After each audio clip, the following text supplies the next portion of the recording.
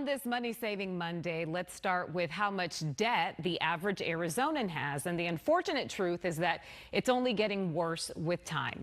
12 News journalist Trisha Hendricks joins us now with more on how one Valley woman reversed her spending habits. Arizonans might be struggling with rising interest rates, leaning on their credit cards more and more these days.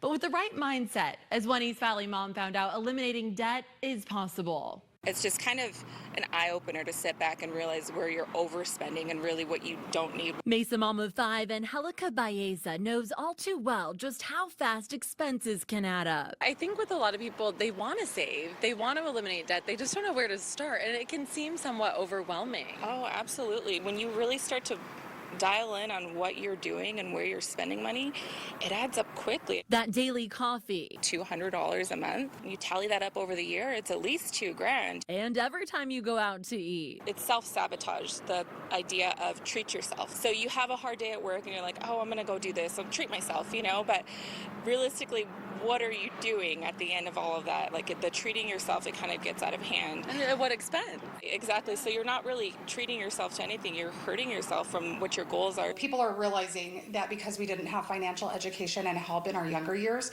we're struggling even more with debt now. Rachel Caballero has been with True West Credit Union for almost 18 years. And in her line of work, eliminating debt is something that comes up often. Understand how to recognize their triggers, recognize their financial stressors, and recognize how they can identify the spending leaks that they have so that they can plug them. Rachel says understanding your debt, creating a budget, choosing a strategy, and increasing your income while reducing debt are key to staying motivated. In Angelica's case, when student loans were due earlier this year, she had a conversation with her husband and they asked themselves a question. What if one of us got laid off?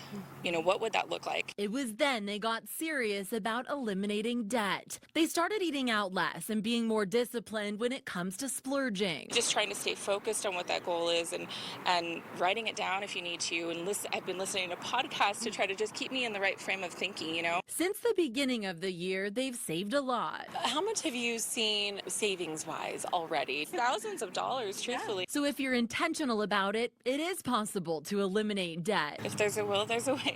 Now, when it comes to saving more as parents, Angelica says they try to buy things secondhand whenever they can to get rid of those things that they don't need anymore, like reselling baby gear, the car seats, playpens, all the things that parents really only truly need for a short period of time in the grand scheme of things. She's also started collecting things that have value, that are hard to come by, and she's started reselling those items as well. Trisha Hendricks, 12 News. All right, Trisha, thanks. Still ahead.